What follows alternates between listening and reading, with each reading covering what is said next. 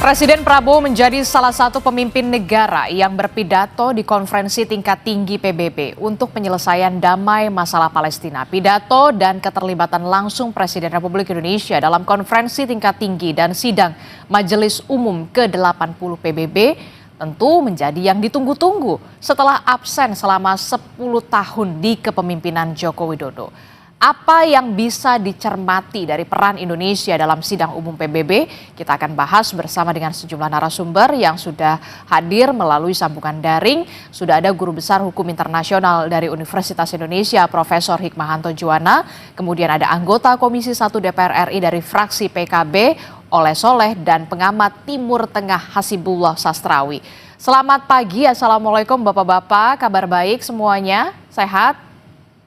Baik, selamat pagi. Sehat, Selamat pagi, Mbak Adesti.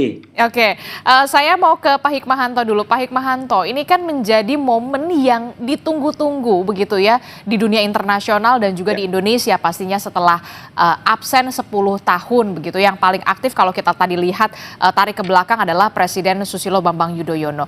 Jadi seberapa penting sebenarnya momen Presiden Indonesia, Republik Indonesia, utamanya adalah Presiden Prabowo Subianto untuk memberikan pidato dalam sidang Majelis Umum PBB ke-80 hari ini, Prof. Hik. Ya, menurut saya sangat penting ya. Kenapa penting? Karena geopolitik pada saat ini sedang tidak baik-baik saja.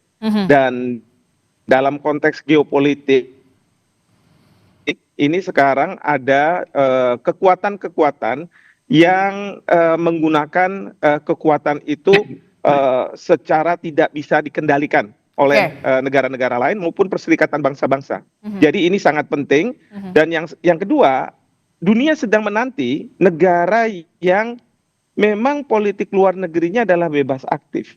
Karena dunia tahu bahwa kalau kekuatan yang katakanlah mencoba untuk mendamaikan dunia itu tidak mungkin lagi karena negara-negara sudah punya pemikiran yang negatif gitu ya. Misalnya kita bicara soal Amerika Serikat, sulit untuk kita berharap pada Amerika Serikat kalau bicara perang di Gaza. Demikian juga kalau misalnya terkait dengan perang dagang yang ada sekarang, kalau kita percayakan kepada Cina yang sangat besar, itu juga akan sangat sulit. Jadi dunia saat sekarang ini membutuhkan figur negara yang memang dia menganut politik luar negeri seperti Indonesia, bebas aktif, mereka tidak akan berpihak, tetapi sangat aktif dalam memunculkan ide-ide seperti itu. Pertanyaan selanjutnya, apa yang bisa dilakukan oleh Presiden Prabowo Subianto dalam pidato di sidang Majelis Umum PBB ke-80 ini? Saya berharap bahwa Bapak Presiden bisa menyampaikan pidato walaupun 15 menit yang menggelegar, yang kemudian itu nantinya akan diteruskan oleh masyarakat dunia melalui sosial media, melalui juga transkripnya, media-media dan lain sebagainya. Ini yang saya harapkan sehingga ketika Bung Karno menyampaikan pidato the world build a new gitu ya, build a world anew, itu kan pada saat itu dunia sedang dihadapkan pada kolonialisme itu tidak ada. Negara-negara yang baru merdeka itu dapat punya eksistensi dan bisa berperan di dalam kancah internasional. Nah, dalam konteks yang sekarang Bapak Presiden juga menghadapi hal yang sama. Jadi ini kalau misalnya menggelegar, ini sangat luar biasa. Sebenarnya menggelegar itu sebenarnya 3 hal. Pertama adalah Bapak Presiden menyuruhkan agar perang harus selesai. Perang harus selesai. Baik itu di Ukraina maupun di Gaza, ya harus selesai. Kedua, dalam konteks multilateralisme sekarang ini, maka negara-negara jangan menggunakan hukum internasional sebagai pembenar dari tindakannya, tetapi menggunakan hukum internasional sebagai tata kelola dunia menuju pada ketertiban. Ya, jadi tidak menggunakan hukum internasional sebagai justifikasi. Dan yang terakhir adalah isu Palestina. Bagaimana Palestina tidak kemudian menjadi perhatian dunia, karena yang terjadi di sana bukanlah lagi hak untuk membela diri dari pihak Israel, tetapi sudah seperti Bapak Presiden katakan dalam KTT tentang Palestina, merupakan suatu tindakan yang di luar kemanusiaan, kekejaman, dan ini mengarah kepada genosida dan ethnic cleansing. Seperti Oke. itu. Seberapa besar dampak dari pidato seorang Presiden Prabowo Subianto untuk bisa menunjukkan posisi strategis Indonesia di mata internasional, utamanya soal penghentian perang, dalam hal ini ada gencatan senjata genosida yang terjadi di Gaza, Palestina, termasuk juga yang terjadi di Ukraina. Seberapa besar dampak pidato seorang Presiden Prabowo Subianto bisa memengaruhi negara-negara besar untuk bisa sama-sama bergandeng tangan untuk bisa mendorong adanya gencatan senjata? Ya, kalau menurut saya ini tidak hanya berhenti pada pidato yang 15 menit. Tetapi Bapak Presiden perlu melakukan apa yang disebut sebagai shuttle diplomacy. Diplomasi di mana beliau sangat aktif untuk mencoba mendamaikan negara-negara dengan berpergian ke negara-negara tersebut. Kita tahu Bapak Presiden ini beliau sangat mudah untuk mengontak pimpinan dari negara lain, menelpon Perdana Menteri, Presiden tanpa ada halangan. Bahkan beliau juga bisa datang dalam waktu sekejap. Ingat kemarin pada waktu di Doha dilakukan serangan, setelah itu beliau terbang langsung ke sana, memberikan penguatan, ya. Beliau juga tidak segan-segan, misalnya datang ke Cina hanya dalam waktu beberapa jam dan kemudian kembali lagi ke Indonesia. Jadi ini yang disebut sebagai shuttle diplomacy, yang Bapak Presiden bisa bertemu dengan banyak pemimpin untuk mencoba mendamaikan apa yang terjadi di dunia ini, seperti itu. Oke, saya bergeser ke Pak Hasibullah. Pak Hasibullah, ini kan kalau kita lihat ya, Presiden menyuarakan penghentian kekerasan atau kejahatan kemanusiaan yang ada di Gaza, Palestina di konferensi tingkat tinggi PBB, walaupun memang pidatonya cukup singkat, hanya 3 menit kalau tidak salah, sebelum nanti akan ada pidato 15 menit di sidang Majelis Umum PBB. Menurut Anda, sudah tegaskah kemudian posisi Indonesia dari pidato Prabowo tersebut yang 3 menit sudah kita saksikan bersama, Pak Hasibullah?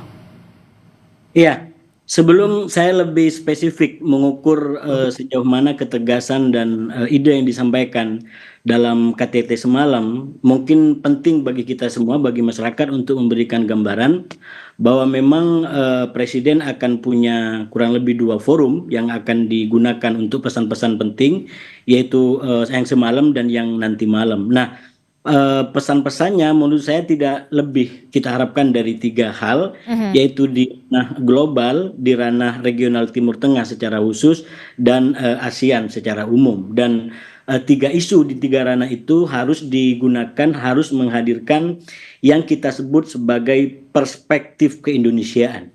Jadi yang disampaikan oleh Pak Profesor tadi, Prof. Hikmahanto, bagaimana beliau memberikan pandangan di tingkat global. Misalkan kita lihat di tingkat global ada 2 isu krusial, yaitu tentang kerentanan dan dan perubahan peta.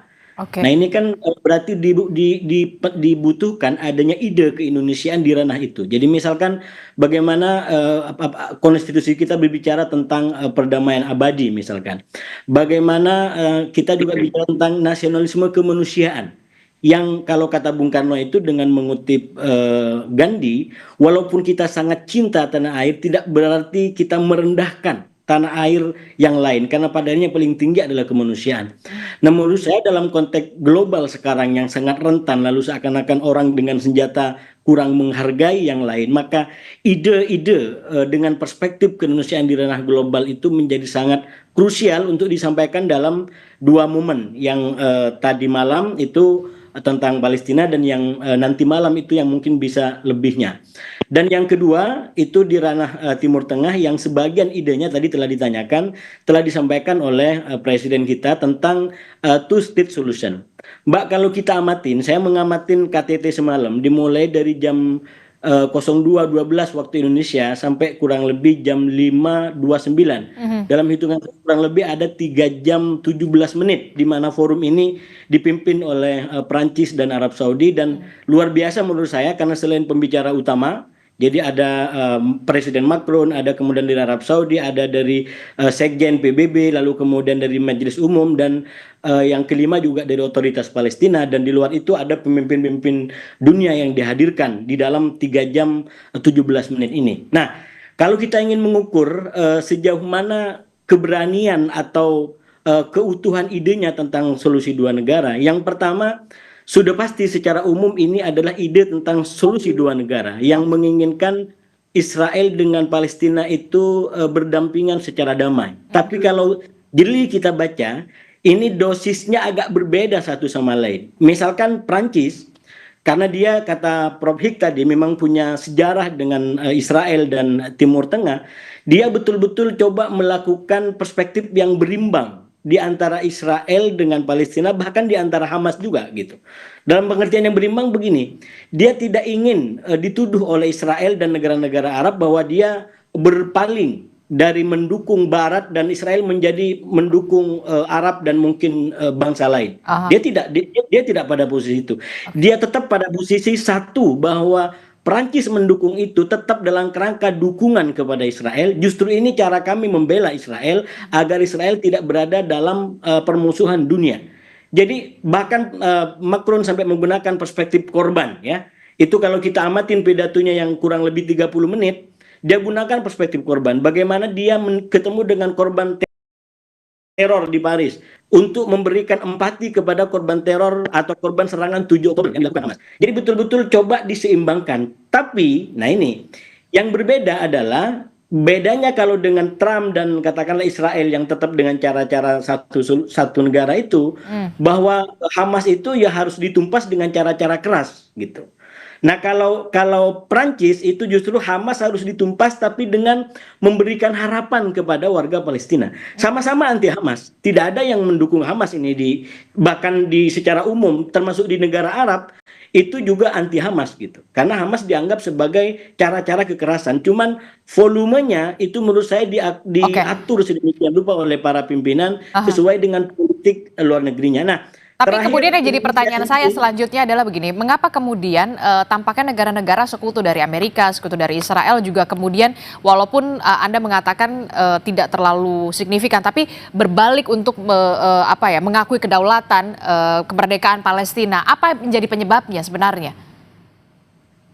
Saya sebenarnya masih mau melanjutkan posisi politik Indonesia, karena bagi saya disampaikan Pak Prabowo juga ditakar sesuai dengan posisi politik luar negeri kita, yaitu yang disampaikan bahwa kami akan segera mengakui kemerdekaan Palestina manakala Israel manakala Palestina sudah merdeka.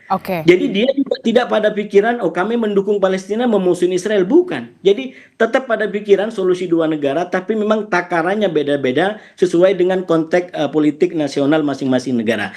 Nah, menjawab pertanyaan terakhir tadi, kenapa kok negara-negara Eropa berubah seperti ini? Sebenarnya lagi-lagi kalau diamatin dari pernyataan para pemimpin sejauh ini ada dua faktornya. Yang pertama adalah faktor sejarah yang tadi juga telah disampaikan oleh Prof. Hik.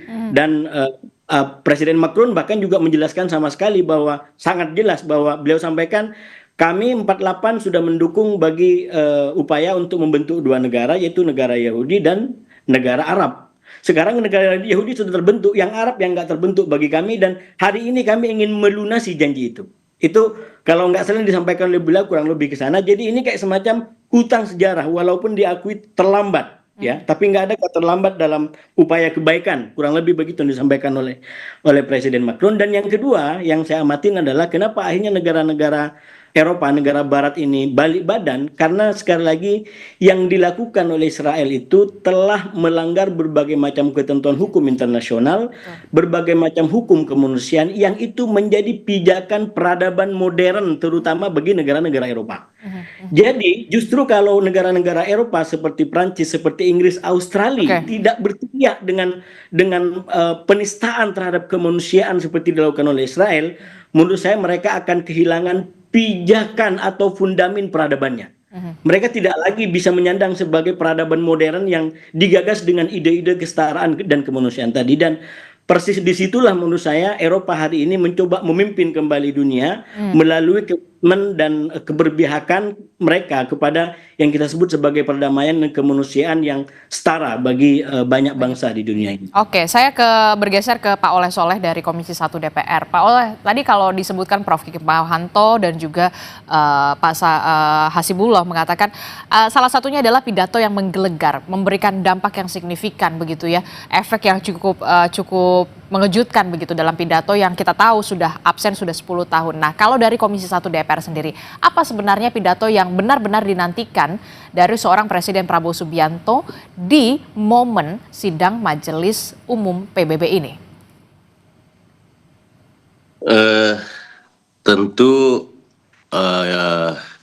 rakyat Indonesia menginginkan bahwa Pak Presiden terus menggelorakan dengan begitu menggelegar juga ya di sidang umum PBB nanti, karena memang pada dasarnya kegelisahan dan keinginan damainya di Gaza, di Palestina ini juga dinantikan oleh rakyat Indonesia.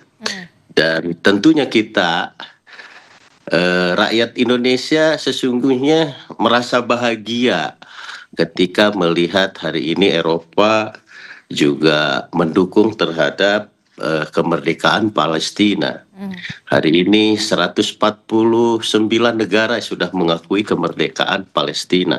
Dan tentu ini momen yang sangat penting dan tentunya akan menjadi sebuah catatan sejarah barangkali bagi diplomasi Indonesia di dunia. Nah, tentu secara global DPR juga menginginkan, dan tentunya Pak Prabowo juga sudah mengetahui, dan tentunya Pak Prabowo juga sudah punya trik, dan beliau dengan diplomasi luar negerinya yang begitu kalau saya katakan begitu canggih, saya rasa beliau sudah tahu dan akan berbicara apa di forum PBB gitu. Nah, bahwasanya Pak Prabowo juga betul kata tadi Pak Hasbiallah, hari ini itu tidak lagi etnis bicaranya, adalah soal kemanusiaan. Dan mudah-mudahan ini dengan urutan ketiga Pak Prabowo ini menunjukkan bahwa statement Pak Presiden ini ditunggu-tunggu gitu oleh para peserta di PBB. Nah, saya harap bahwasanya statement Pak Presiden ketika 2 bulan yang lalu kalau tidak salah bahwa akan mengakui Israel jika memberikan Palestina, saya rasa ini juga mungkin bisa jadi solusi pembahasan bagaimana agar terciptanya daripada kemerdekaan Palestina yang nyata 100%. Saya rasa Pak Presiden sudah mengetahui dan sudah paham betul narasi-narasi yang akan disampaikan di forum PBB. Oke, itu pertanyaan selanjutnya. Kemudian benarkah kemudian sidang Majelis Umum PBB ini bisa mewujudkan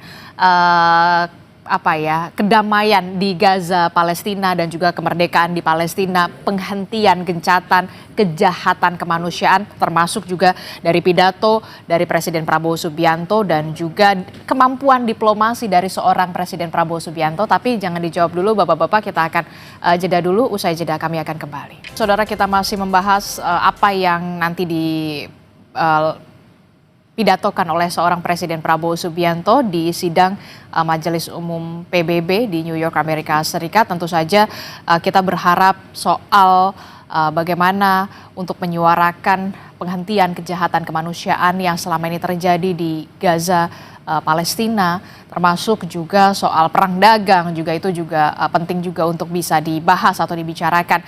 Prof. Hik, pertanyaan saya singkat saja. Seberapa dampak apa yang bisa dihasilkan oleh sidang Majelis Umum PBB, termasuk juga soal kemampuan diplomasi Presiden Prabowo Subianto, pidato yang diharapkan menggelegar untuk bisa menghentikan kejahatan kemanusiaan yang selama ini masih terjadi di Gaza, Palestina?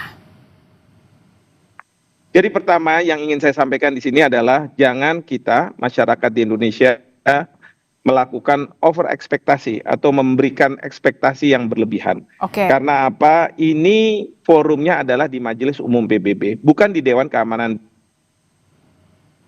PBB. Pertama itu. Yang kedua, memang tiap tahun diselenggarakan sesi di mana ada debat antara masing-masing negara. Yang kali ini Indonesia diwakili oleh Bapak Presiden langsung.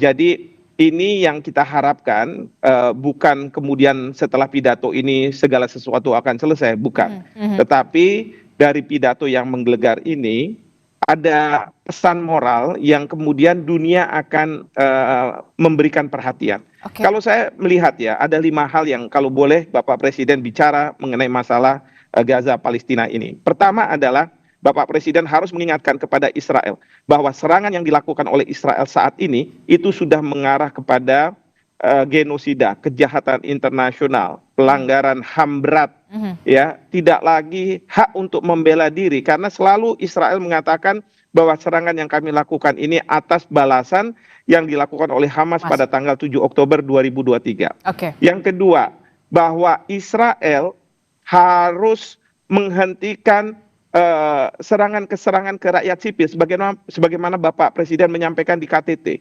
Itu juga harus disampaikan. Dan yang ketiga adalah Israel harus segera mengakui Palestina sebagai sebuah negara.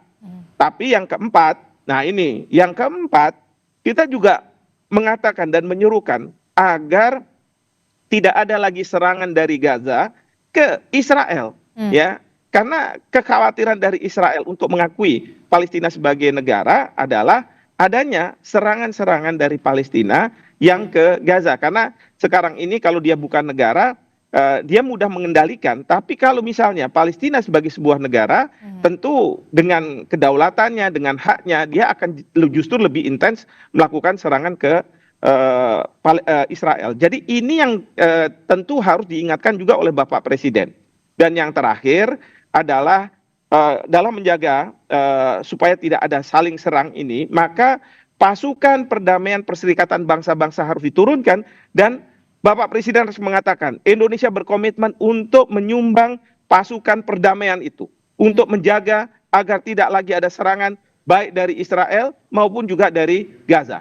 Seperti itu. Oke, 5 poin yang cukup komprehensif terkait dengan upaya penghentian kejahatan kemanusiaan yang selama ini masih terjadi di wilayah Gaza Palestina. Saya coba ke Pak Hasibullah. Pak Hasibullah, output yang seperti apa yang bisa diberikan oleh sidang Majelis Umum PBB, walaupun kalau tadi Pak Prof. Hikmahanto mengatakan ini tetap harus di Dewan Keamanan, tapi setidaknya ada pesan apa yang ingin disampaikan kepada dunia internasional? Ya, yang pertama begini, saya selalu sampaikan bahwa pandangan-pandangan umum seperti Majelis Umum PBB ini, walaupun tidak punya kekuatan hukum yang mengikat dan memaksa, sebagaimana resolusi yang keluar di Dewan Keamanan PBB, tapi tetap punya makna. Nah, di antara maknanya adalah saya selalu mengatakan betapa ini mencerminkan nurani dunia. Jadi KTT ini mencerminkan bagaimana nurani dunia masih berfungsi secara normal, secara sehat, di mana bisa membedakan mana genosida dan mana pembelaan diri. Itu faktanya begitu gitu. Nah, yang kedua, karena memang ini tidak punya dampak hukum yang mengikat, maka ini tidak akan bersifat otomatis untuk kemerdekaan Palestina atau bahkan penghentian perang.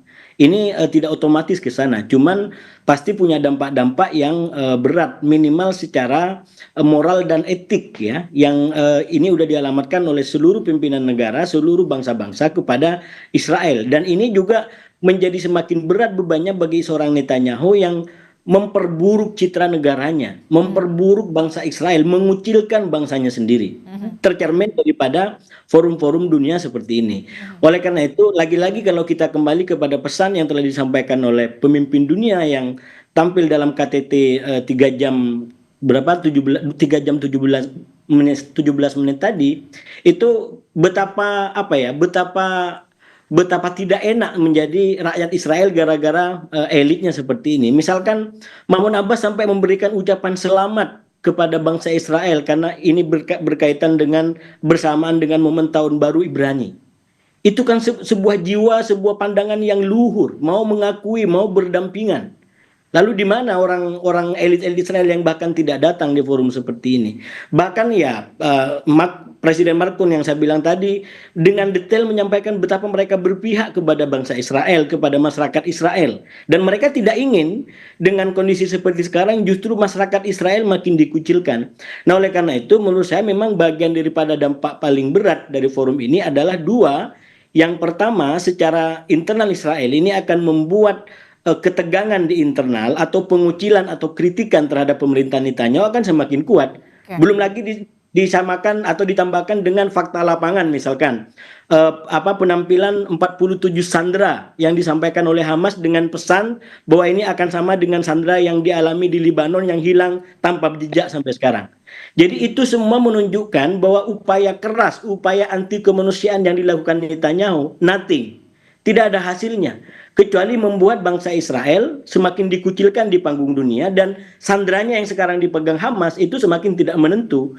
Jadi ini dalam kalkulasi normal umum mestinya ada koreksi dan yang mengkoreksi adalah masyarakat Israel. Dan yang terakhir bagian daripada dampaknya menurut saya ketika komitmen ini dilakukan menjadi sebuah langkah-langkah diplomatik, katakan Inggris bikin kedutaan di Palestina atau Palestina bikin kedutaan di Inggris, begitu juga dengan Prancis, begitu juga dengan Australia, Kanada, apa yang akan terjadi? Itu akan semakin memojokkan Israel. Karena sekali lagi yang tidak dia sukain makin dekat ke depan hidungnya. Tiba-tiba di sampingnya ada kedutaan Inggris yang dia tidak mau ada kedutaan Inggris.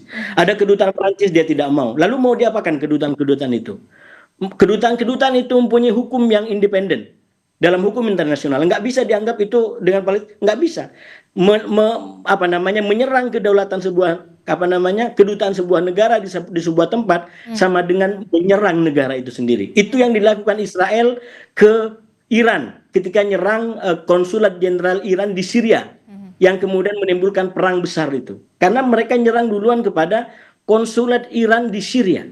Lagi-lagi hukum internasional mengatur kedaulatan sebuah negara itu ada di di kedutaan-kedutaan besarnya. Jadi tidak bisa ini diperlakukan secara semena-mena, diatur dan dihukum dengan ketentuan-ketentuan hukum internasional yang ada. Oke, tapi kemudian yang jadi pertanyaan seberapa besarkah peluang kemudian negara-negara Eropa bisa dalam tanda kutip sampai membuka kedutaan-kedutaan mereka di Palestina, begitupun Palestina ke negara-negara Eropa, itu kan yang kemudian menjadi pertanyaan kita semua.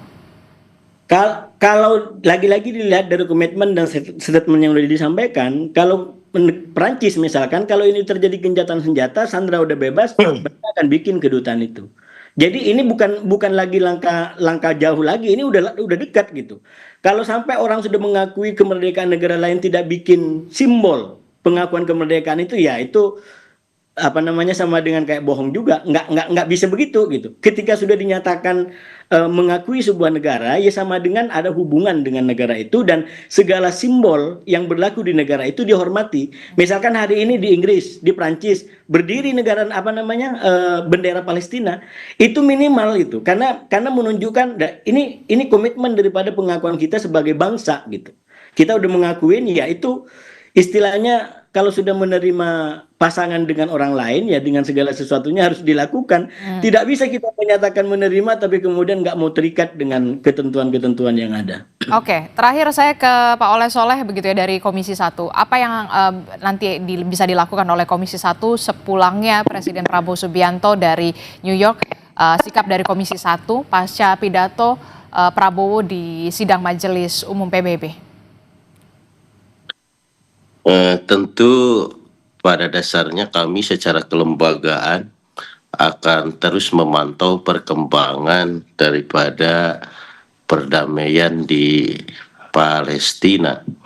Dan tentu tidak hanya Palestina, barangkali dengan negara-negara lain juga, terutama soal ekonomi dan yang lain-lain. Tetapi yang paling fokus pada hari ini adalah soal Palestina. Dan tentu DPR akan mendukung apapun yang akan diambil langkah-langkah setelah sidang umum di PBB. Terutama soal bagaimana bantuan kemanusiaan, bantuan pangan yang hari ini sudah banyak dilakukan oleh pemerintah Indonesia melalui udara. Dan tentunya selain bantuan pangan juga DPR sepakat dengan ide bagaimana agar ke Palestina dikirim pasukan perdamaian PBB. Nah, ini juga terus kami akan berikan support serta dukungan agar bagaimana Pak Presiden lebih survive. Dia secara politik nasionalnya dia survive, dukungan anggaran juga lebih survive, sehingga dia tidak ragu-ragu lagi bagaimana Pak Presiden terus memberikan dukungan 100% baik secara moral maupun secara material. Dan insya Allah Ta'ala saya yakin dan percaya pasca sidang di majelis ini 149 negara saya rasa akan melakukan diplomasi lain, melakukan strategi lain. Jikalau hal terburuk bahwasanya Amerika ini memang sangat sulit untuk mengakui kemerdekaan Palestina. DPR akan mendukung langkah-langkah selanjutnya, lobby baik di ASEAN, di OKI, dan yang lain-lain. Bagaimana untuk menuju kemerdekaan Palestina 100%. Intinya, apapun yang menjadi langkah Pak Presiden, saya rasa DPR atas nama rakyat Indonesia akan mendukung penuh 100% dalam rangka mewujudkan perdamaian di dunia. Oke, Prof. Bagaimana soal optimisme Anda terkait dengan peran strategis yang bisa diambil Indonesia dalam konflik Israel dan juga Palestina, termasuk juga keuntungan yang bisa didapatkan oleh Indonesia jika kemudian kita bisa mengambil peran penting untuk kedamaian konflik Israel dan juga Palestina di sini. Terakhir, Prof. Ya, saya sangat optimis ya, tapi dengan catatan tentu Bapak Presiden tidak berhenti pada pidato yang disampaikan nanti malam waktu Indonesia, besok pagi waktu New York. Tetapi harus ada tindak lanjut dari beliau untuk benar-benar memastikan bahwa apa yang beliau sampaikan itu memang ada wujud konkretnya. Beliau sudah mengatakan bahwa Israel akan diakui sepanjang Palestina diakui oleh Israel. Ini sebenarnya seolah-olah akan memberikan insentif kepada Israel bahwa kita Indonesia yang selama ini tidak akan mengakui Israel, itu akan mengakui. Tetapi ada syaratnya. Syaratnya itu adalah Palestina harus diakui sebagai sebuah negara. Jadi ini ada di dalam pidato itu dan kemudian ini merupakan inisiatif awal. Lalu kemudian yang berikutnya tentu bagaimana Bapak Presiden bisa berkomunikasi dengan Presiden Trump untuk memastikan agar Trump juga ikut mendorong Israel tidak lagi melakukan serangan-serangan ke Gaza. Nah, ini yang sangat penting karena kemarin ini ada resolusi Dewan Keamanan PBB yang kemudian diveto oleh Amerika Serikat dan dunia kecewa ya seperti itu. Nah, ini harus diingatkan kepada Presiden Trump. It is you against the world. Kamu melawan dunia. Jadi harus dihentikan seperti hal-hal seperti ini mendukung Israel yang katakanlah sudah di luar peri kemanusiaan dan mungkin masih banyak lagi yang bisa dilakukan. Terima kasih. Oke, ini bukan soal agama tapi ini soal kemanusiaan. Soal kemanusiaan itulah yang kemudian harus difikirkan di mata internasional. Terima kasih Prof. Hikmahanto Juwana, kemudian Pak Hasibullah, terima kasih juga Pak Oleh Soleh telah bergabung bersama kami. Sehat selalu Bapak-bapak. Assalamualaikum. Selamat pagi.